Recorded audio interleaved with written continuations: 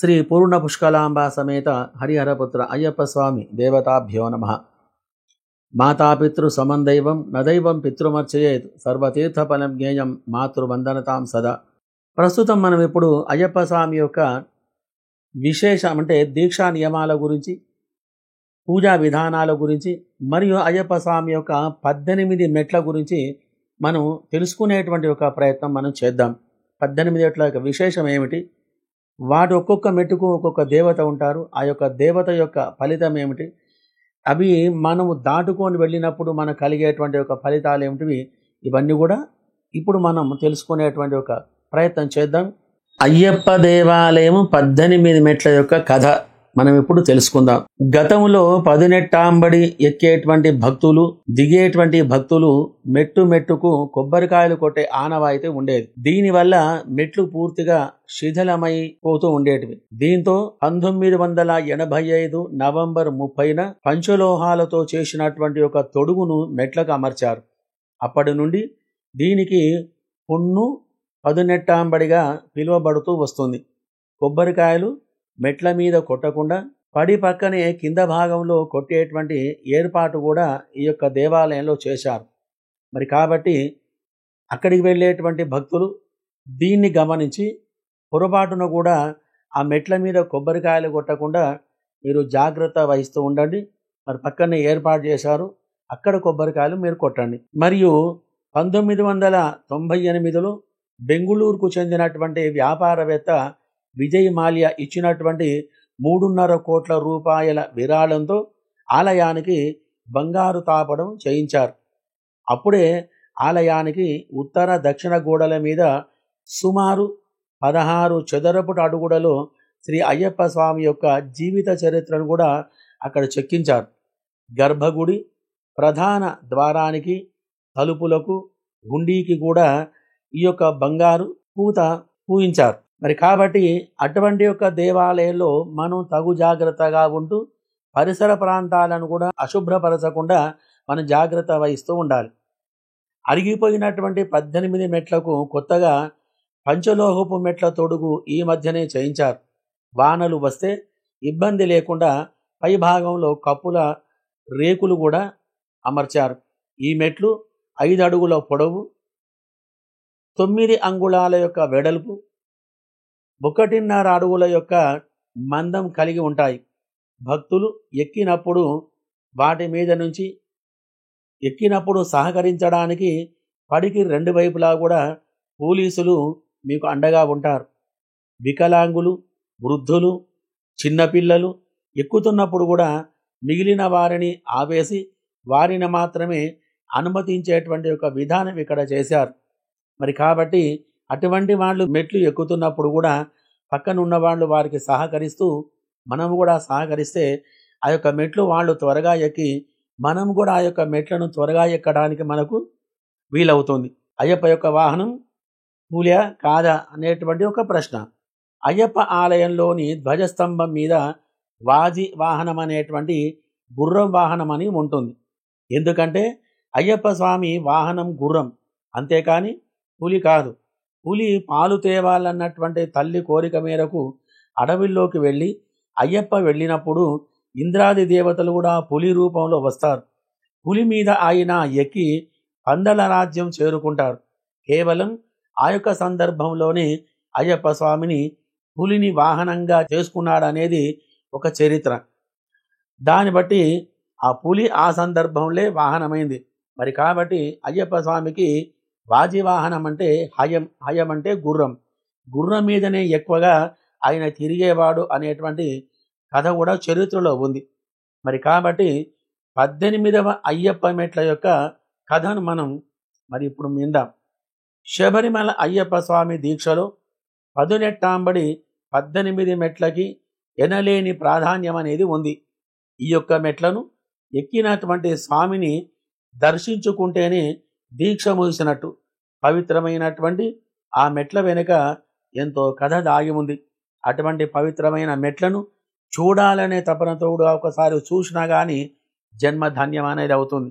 మరి కాబట్టి ఆ యొక్క మెట్ల కథ ఏంటి, దాని వివరం ఏంటి అనేది మనం ఇప్పుడు తెలుసుకుందాం. శబరిగిరి శ్రీ ధర్మశాస్త్ర అయ్యప్ప స్వామి యోగాలయం ముందు భాగంలో ఉన్నటువంటి 18 మెట్లను పదునెట్టాంబడి లేదా పదునెట్టు త్రిపాడికల్ అని అంటారు. ఈ సోపానాలు అధిరోహించడానికి ప్రతి భక్తుడు కూడా విధిగా మండల దీక్షణ అనేది చేస్తూ ఉండాలి. మండల దీక్ష తీసుకొని ఆ దీక్షను మనం పాటించాలి. ఈ మెట్లు అఖండ సాలగ్రామ శిలతో పరశురాముని యొక్క ఋషి ద్వారా నిర్మితమయ్యాయని ప్రతీతి చరిత్రలో ఉంది. అందుకే ఈ క్షేత్రాన్ని పరశురామ క్షేత్రం అని కూడా అంటారు. ఈ మెట్లు మానవుని యొక్క స్థూల సూక్ష్మ శరీరాలకు కూడా ప్రతీకలుగా ఉన్నాయి. ఇటువంటి యొక్క పుణ్యక్షేత్రం మనం దర్శించుకున్నా సరే మనకు కోటి జన్మల పాపాలు అనేటివి మనకు తొలగిపోతాయి.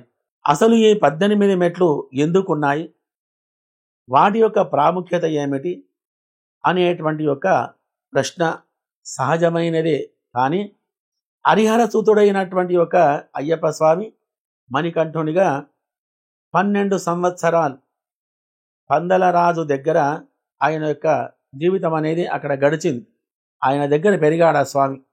మహిషిని వధించిన తర్వాత అవతారం పరిసమాప్తి చేశాడు ఆయన శబరిగిరిలో చాలా ఉన్నతమైనటువంటి యొక్క స్థానంలో ఆసీనుడు కావడానికి వీలుగా 4 వేదాలు, 2 శాస్త్రాలు, అష్టదిక్పాలకులు, విద్య, అవిద్య, జ్ఞానం, అజ్ఞానం, దేవతారూపాలు దాల్చి 18 యొక్క మెట్లుగా అమరాయని అయ్యప్ప వాటి మీద నుంచి పాదాలు మోపుకుంటూ ఉన్నతమైనటువంటి స్థానాన్ని అక్కడ చేరుకొని అధిష్ఠించాడని చెబుతూ ఉంటారు. మరి పట్టబంధాసనంలో ఆయన కూర్చొని చిన్ముద్ర అభయస్థాలతో దర్శనమిచ్చారని, యోగ సమాధిలోకి వెళ్ళి జ్యోతి రూపంగా అంతర్ధానం అయ్యారని పేర్కొంటూ ఉంటారు.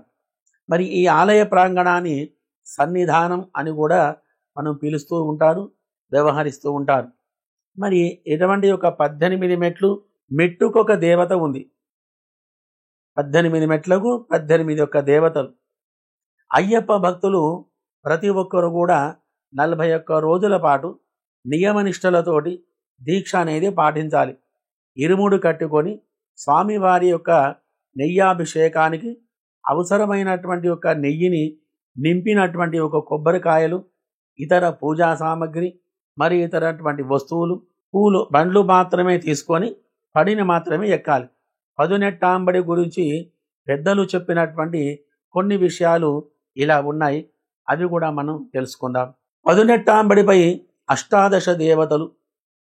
1 మహంకాళి, 2వది కళింకాళి, 3వది భైరవ, 4వది సుబ్రహ్మణ్య, 5 గంధర్వరాజ, 6వది కార్తవీర్య, 7 కృష్ణపింగళ, 8 హిడింబ, 9 భేతాళ, 10 నాగరాజ, 11 కర్ణవైశాఖ, 12 పుళిందిని, 13 రేణుకా పరమేశ్వరి, 14 స్వప్నవారాహి, 15 ప్రత్యంగళి, 16 నాగయక్షిణి, 17 మహిషాసుర మర్దిని, 18 అన్నపూర్ణేశ్వరి.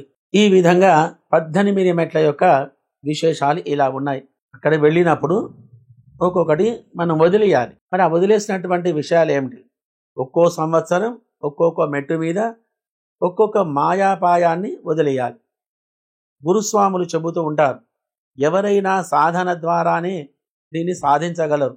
అందుకే భక్తులు సాధన కోసం పలుమార్లు శబరి యాత్ర చేస్తూ ఉంటారు. పలుమార్లు సాధన చేసుకోవడానికి శబరిమల వెళ్ళిస్తూ ఉంటారంటే కొద్ది ఆధ్యాత్మికమైనటువంటి చింతన, అక్కడ ప్రదేశాలు కొద్ది ఆహ్లాదకరమైనటువంటి ప్రదేశాలు ఉన్నాయి కాబట్టి అలా కూడా వెళ్ళి రావడం కూడా జరుగుతూ ఉంటుంది. ఆ మాయోపాయాలు ఏమిటంటే అష్టరాగాలు, కామం, క్రోధం, లోభం, మోహం, మదం, మాత్సర్యం, దర్పం, అహంకారం, పంచేంద్రియాలు, కన్ను, ముక్కు, చెవి, నాలుక, చర్మం, 3 త్రిగుణాలు, సత్వగుణం, రజోగుణం, తమోగుణం, 4 సంసార రాహిత్యం అంటే మంచి నడవడిక లేకపోవడం, 5వది చివరిది అజ్ఞానం అంటే తనను తాను తెలుసుకోవడానికి దీంట్లో ఉండేటువంటి యొక్క విషయాలను మనం అంగీకరించుకొని అవునా కాదా అంటే జ్ఞానరత్నాపహారేణ కామ క్రోధచ్చ లోభచ ఇక్కడ మనం చెప్పుకుంటున్నాం. కామం, క్రోధం, లోభం, మదం, మాత్సర్యం, సంసార రాహిత్యం ఇవన్నీ కూడా. కామ క్రోధచ్చ లోభచ్చ దేహే తిష్టంతి తస్కరాః జ్ఞానరత్నాపహారేణ తస్మాత్ జాగ్రత్త జాగ్రత్త. జన్మ దుఃఖం జరా దుఃఖం జాయా దుఃఖం పునః పునః సంసారం సాగరం దుఃఖం తస్మాత్ జాగ్రత్త జాగ్రత్త. మరి ఇవన్నీ కూడా కామక్రోధాలు, వ్యవహారాలు, తర్కము, వితర్కము, దర్పము, అహంకారం ఇవన్నీ కూడా మన లోపల ఉన్నటువంటి 6 దొంగలు ఉంటారు. వీళ్ళందరూ కూడా మన లోపల ఉన్నటువంటి మంచి ఏదైతే ఉందో పుట్టుకతోడే మనకు మంచితనం, ఒక మంచి బుద్ధి అనేటివి వస్తుంటాయి. కాకపోతే లోపల ఉన్నటువంటి 6 దొంగలు ఉంటారు. వాటి పేర్లే కామం. మనం ఇప్పుడు తెలుసుకున్నాం. ఆ యొక్క కామం అనేది మనిషిని ప్రేరేపిస్తుంది, అహంకారానికి దారితీస్తుంది. అహంకారం మదానికి దారితీస్తుంది. మదం అనేది మత్సర్యానికి దారితీస్తుంది. ఆ యొక్క మత్సర్యం లోభతనానికి దారితీస్తుంది. ఈ లోభాలన్నీ కూడా కలుసుకొని మనుషుని రాక్షస ప్రవృత్తి చేసే విధంగా ఇవన్నీ కూడా ప్రేరేపించబడతాయి. మరి కాబట్టి ముందు ఈ యొక్క 6 యొక్క శత్రువులను మనం తొలగించుకోవాలి. అదే దీక్షా విధానం. దీక్ష మనం చేసినట్టయితే ఆ దీక్షలో మనం ఏమేం చేసుకోవాలంటే ముందు ఈ కామాన్ని, క్రోధాన్ని, లోభాన్ని, అహంకారాన్ని, దర్పాన్ని అణుచుకునేటువంటి ప్రయత్నం చేసుకోవాలి. చేసుకున్న తర్వాతనే ఆ యొక్క విషయం మనకు ఉందయ్యా, మనం ఉంటాం సలక్షణంగా మనం దీక్షలో మనం ఈ విధంగా ఇవన్నీ కూడా మనము ఈ తగ్గట్టుగా అంటే వీటిని అన్నిటి కూడా కామాలు, క్రోధాలు వదిలేసుకొని ఉత్తమమైనటువంటి ఒక ధర్మ మార్గంలో నేను నడుస్తానని సంకల్పం చేసే ఆ యొక్క దీక్షను తీసుకోవాలి.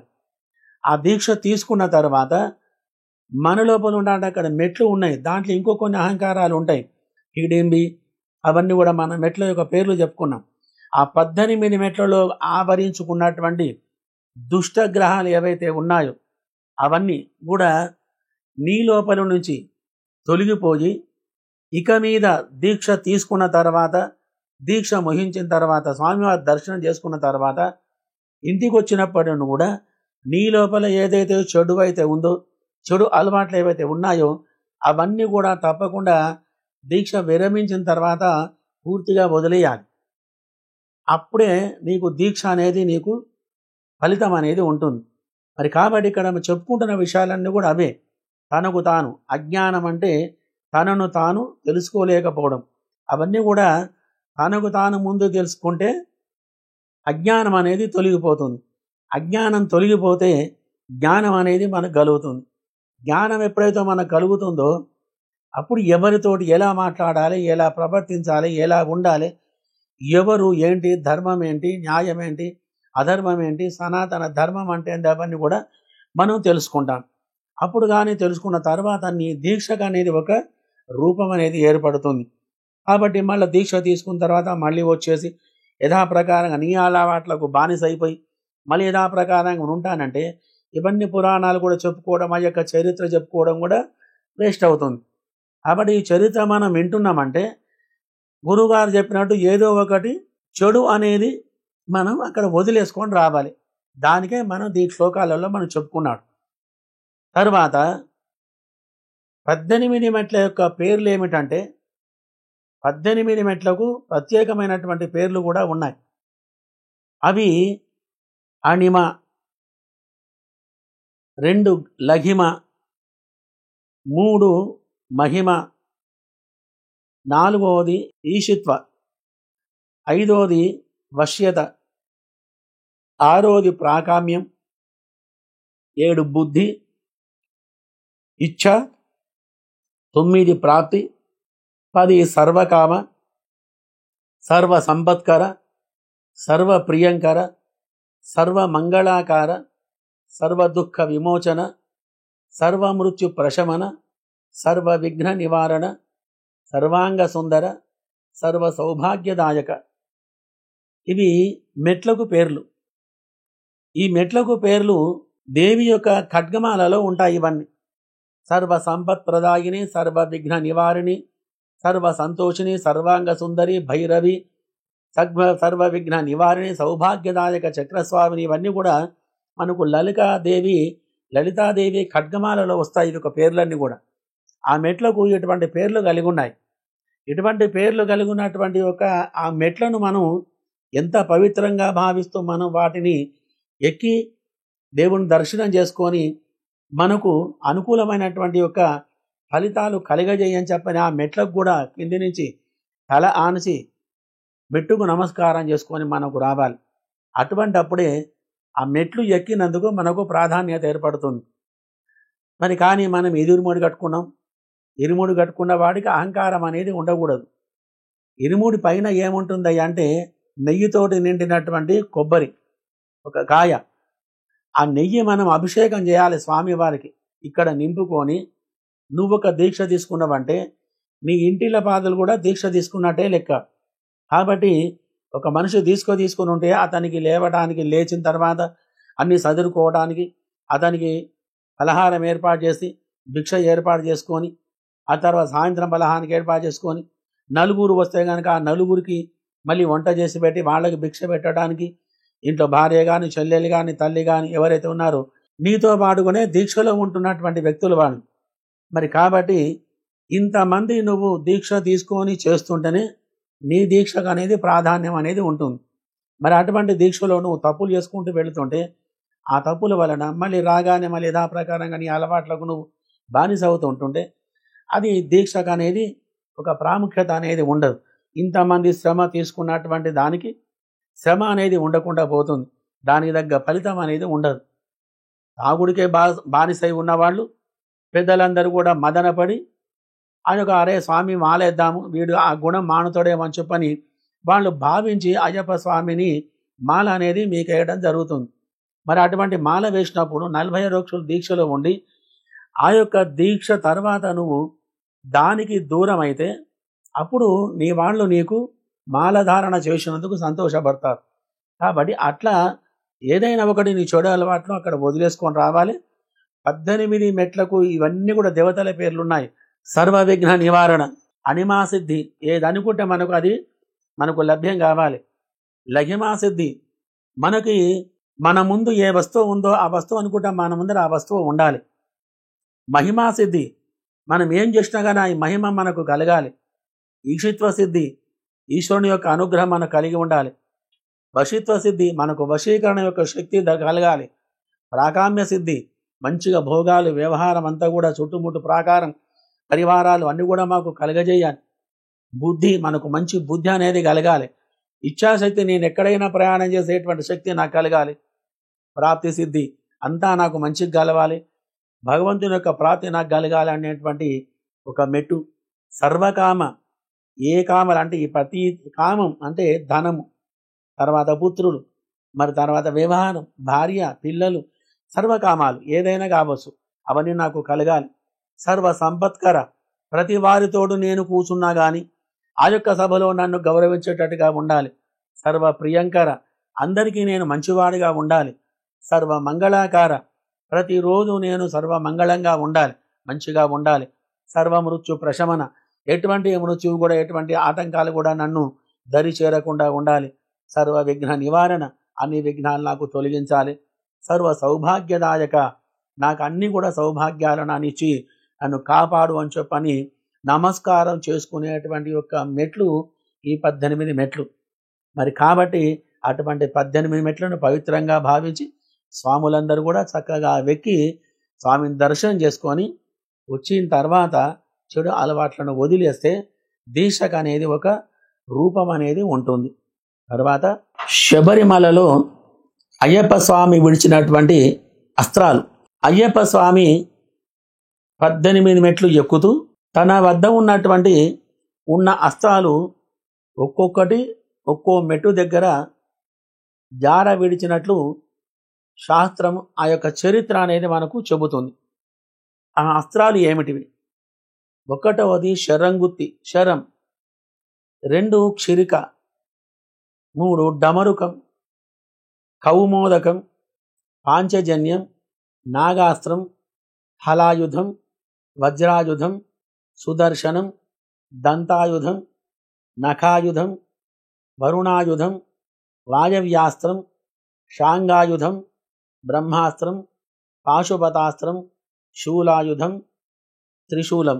ఇవన్నీ కూడా ఒక్కొక్కటి మెట్టు దగ్గర వదిలిపోయాడని మనకు శాస్త్రం అనేది చెబుతుంది.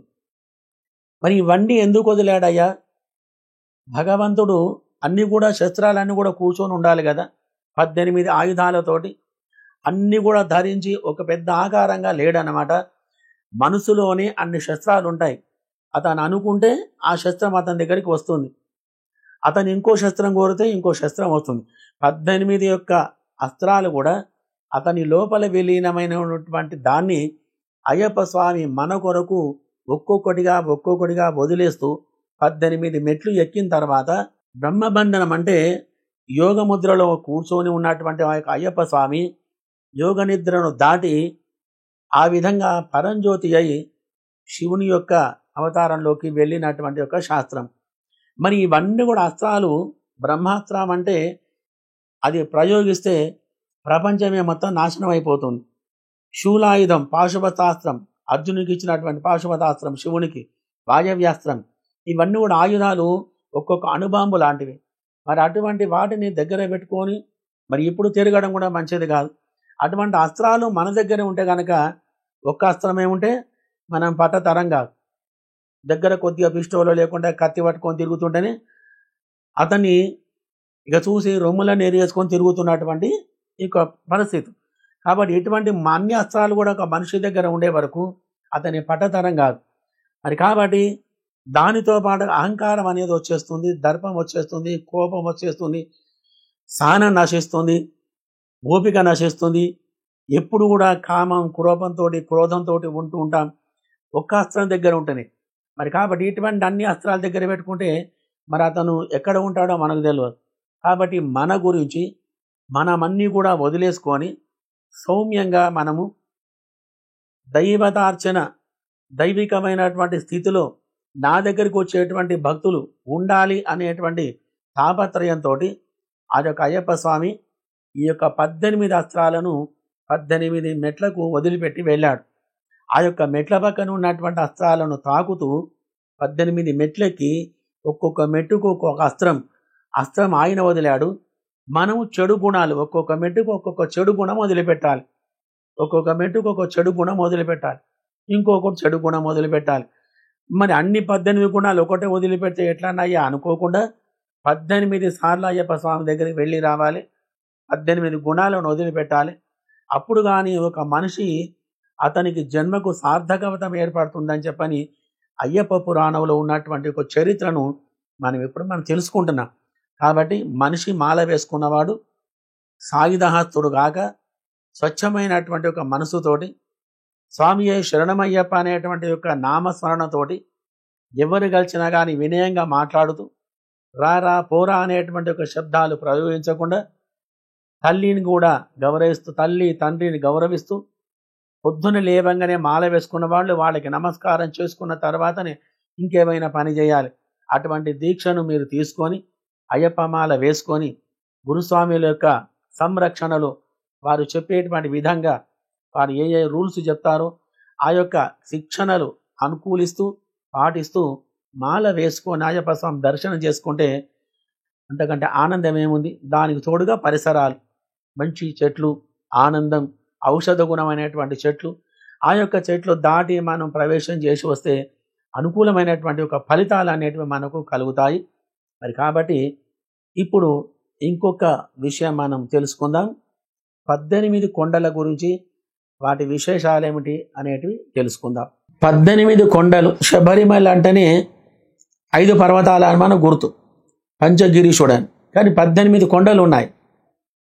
శబరిగిరి చుట్టుగా ఉన్నటువంటి ఒక 18 కొండలకు ఈ మెట్లు ప్రతీకలుగా ఉంటాయని చెబుతారు. 1 పొన్నాంబళ మేడు, 2 గౌతమమల, 3 నాగమల, 4 సుందరమల, 5 చిట్టంబలమల, 6 కలిగిమల, మాతంగమల, దైలాదుమల, శ్రీపాదమల, దేవరమల, నీల్కమల, దాలప్పార్మల, నీలిమల, కరిమల, పుత్తుషేరిమల, 16 కాళైకట్టిమల, ఇంజప్పారమల, 18వది శబరిమల. మనము వెళ్ళేటువంటి ఇవన్నీ కూడా కొండలను దాటుకుంటూ వెళ్ళం. ఈ పేర్లు 18 మెట్లకు 18 కొండలకు ఉన్నాయి. కాబట్టి 5 గిరీషులకే మనం కొండ తిరిగి రావడం అవుతుంది. కాబట్టి 18 మెట్లకు కూడా మనం నమస్కారం చేసుకొని వాటి యొక్క బలాలు మనం తీసుకోవాలి. అక్కడి నుంచి ఆ కొండలకు విపరీతమైనటువంటి బలం ఉంటుంది. సుందరమల, పర్యంబమల, పొన్నంబలమల అని చెప్పని ఆ యొక్క బలము మనకు కలగాలని చెప్పని ఆ కొండలను నమస్కారం చేసుకోవాలి. మరి తరువాత ఆ కొండలు దాటి స్వామివారిని దర్శనం చేసుకోవడానికి వెళ్ళటం అనేది జరుగుతుంది. మరి ఆ కొండలను వెక్కి రావాలంటే మానవ మాత్రునికి ఒక్కరుగా వెళ్ళలేరు. అవన్నీ కూడా అరణ్య రోదన, పులులు తిరుగుతుంటాయి, మృగాలు తిరుగుతుంటాయి, సర్పాలు అక్కడ తిరుగుతుంటాయి. భయంకరమైనటువంటి ఒక అడవులు ఆ యొక్క గుట్టలు.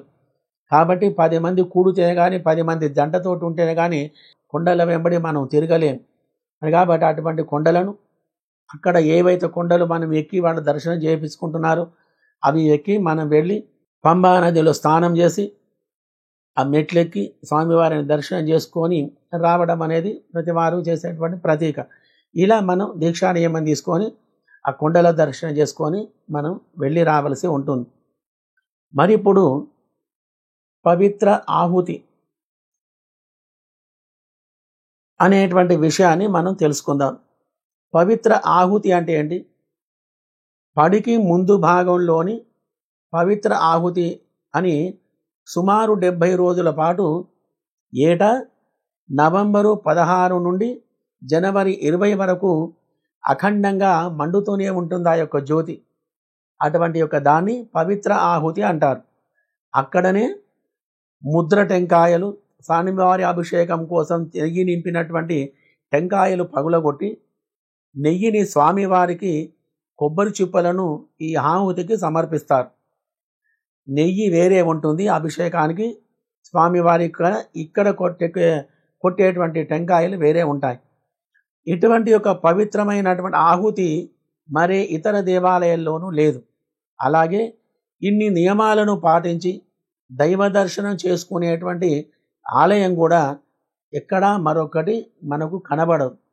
మరి కాబట్టి ఇటువంటి దీక్షా నియమం గల దైవ దర్శనం, కఠినమైనటువంటి దైవ దర్శనం చేసుకునేటువంటి కొండ కూడా శబరిమలని అని చెప్పక తప్పదు. కాబట్టి మరి స్వామివారి యొక్క మూల విగ్రహం ఏదైతే ఉందో అది దర్శనం చేసుకున్న తర్వాత అది కొద్దిగా వాతావరణంలో కొద్దిగా ఇబ్బందులు కలిగినటువంటి సమయంలో ఆ విగ్రహాన్ని మళ్ళీ పునఃప్రతిష్ఠ చేసేటువంటి విధానం చేశారు.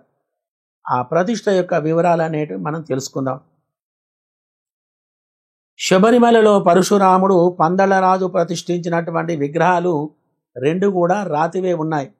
1910 మార్చి 27న ప్రభాకరన్ తంత్రివర్యులు అయ్యప్ప విగ్రహ ప్రతిష్ఠ చేశారు. తర్వాత దేవాలయం అగ్నికి ఆహుతైనటువంటి కారణంగా పంచలోహ విగ్రహాన్ని ప్రతిష్ఠించారు. 1952లో మరొకసారి అగ్ని ప్రమాదంలో విగ్రహం మరల ఆహుతైంది.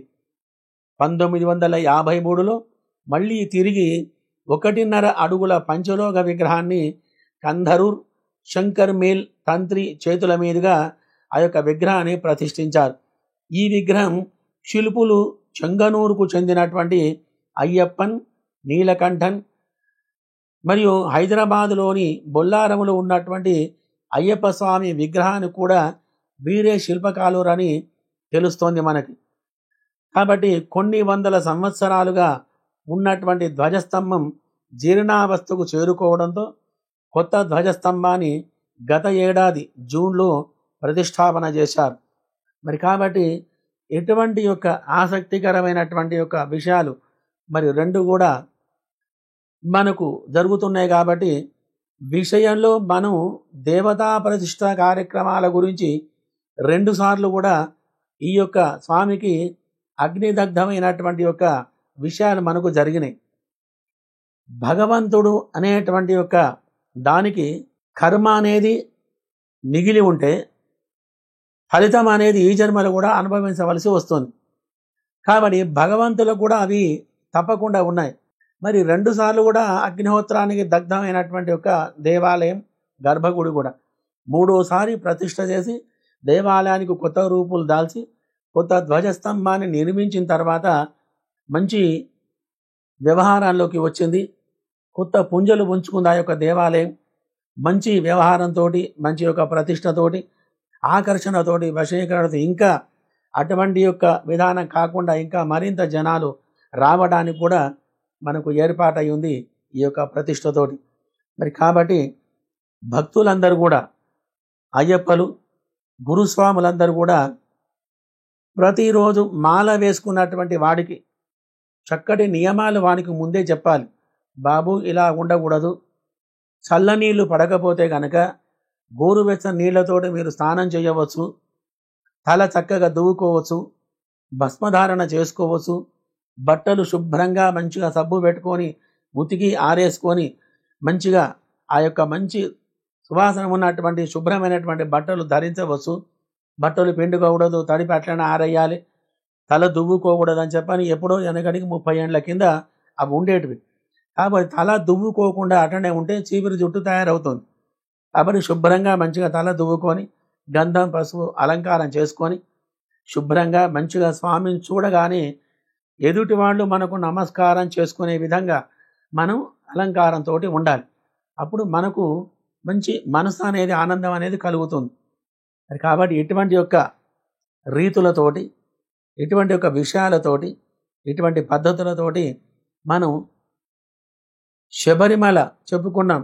ఎన్ని కొండలు, ఎన్ని మెట్లు, బంగారు కిరీటాలు, బంగారు స్తంభాలు, ఆహ్లాదకరమైన వాతావరణం. క్షేత్ర దర్శనం చేసుకుంటేనే ఫలితం అనేది దక్కుతుంది. అయ్యప్ప గురువు. మరి కాబట్టి ఇటువంటి యొక్క నిష్టగల ఉన్నటువంటి యొక్క దేవుణ్ణి దర్శనం చేసుకోవడానికి వెళుతున్నప్పుడు నియమనిష్టలతోటి మనము వెళితే మంచి దర్శనం అవుతుంది, మనకు అనుకూలమైనటువంటి ఫలితాలు కలుగుతాయి. మరి కాబట్టి అందరూ కూడా చక్కగా స్వామివారిని దర్శించుకొని తీర్థయాత్రా ఫలాలు మీరు పొందండి. శుభం.